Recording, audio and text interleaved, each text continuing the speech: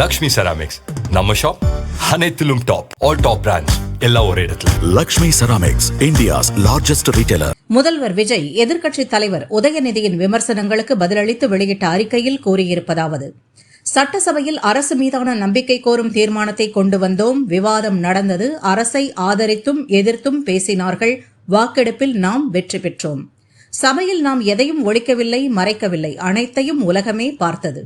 தாவேக பெரும்பான்மைக்கான ஆதரவை பெறவில்லை என்ற பழைய புளித்துப்போன வாதத்தை உதயநிதி வழக்கம் போல் அவரது பாணியில் கூறினார்.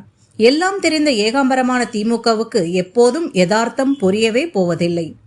நடந்து முடிந்த தேர்தலில் தனித்து போட்டியிட்ட தாவேகவுக்கு கிடைத்த ஓட்டு 34.92%. கூட்டணி கட்சிகள் இல்லாமல் திமுகவுக்கு மட்டும் கிடைத்த ஓட்டு 24.19% மட்டுமே. திமுக தனிக்கட்சியாக பெற்ற ஓட்டு 1,19,29,144 மட்டுமே. ஆனால் தாவேக தனித்து நின்று பெற்ற ஓட்டு 1,72,26,209.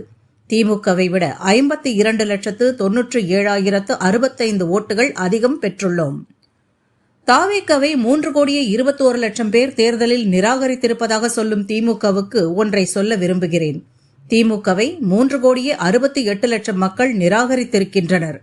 இப்படி தமிழகத்தின் முக்கால்வாசி மக்களால் நிராகரிக்கப்பட்ட திமுக 35% மக்கள் ஆதரவு பெற்ற கட்சியை பார்த்து ஏளனமாக பேசுகிறது. மக்கள் மீது கடன் சுமையை வைத்துவிட்டு அது வளர்ச்சிக்காக பெற்ற கடன் என்று திமுக வாய்வித்தை காட்டுகிறது. ஆனால் நம்மை பார்த்து ஆட்சி நடத்த ஆதரவை கடன் பெற்றதாக கூறியுள்ளது. இதை என்னவென்று சொல்வது? மதச்சார்பற்ற நிலைப்பாட்டில் தாவேக உறுதியாக இருப்பதால்தான் காங்கிரஸ், விசிக முதலான கட்சிகள் ஆதரித்தன. திமுக அதையும் ஏளனமாக பேசியிருக்கிறது. தாவேக ஆட்சி அமைத்துவிடவே கூடாதென திமுக செய்த வேலைகளால் அதன் டீசென்ட் வெர்ஷன் அம்பலமான கதை நாடெங்கும் உலவுவதை மக்களின் பார்வைக்கே விட்டுவிடுகிறோம். தேர்தலில் தாவேகவின் வெற்றி வீச்சு எப்படி இருந்தது என்பதை உதயநிதி கொளத்தூர் தொகுதியில் பார்த்தும் புரிந்து கொள்ளவில்லை. அதிகாரத்தை வைத்து ஆட்டம் போட்ட திமுக அமைச்சர்கள் 15 பேரின் தோல்வியை பார்த்தும் கூடவா புரிந்து கொள்ளவில்லை?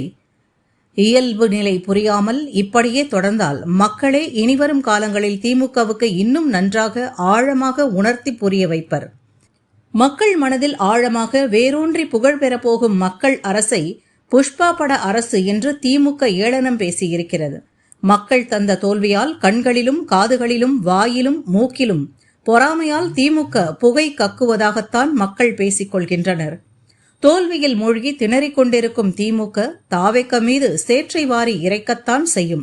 அதை பற்றி நாம் கண்டுகொள்ளவே போவதில்லை. எப்போதும் மக்கள் நலன் சார்ந்த செயல்களிலும் திட்டங்களிலும் தான் ஈடுபடப் போகிறோம்.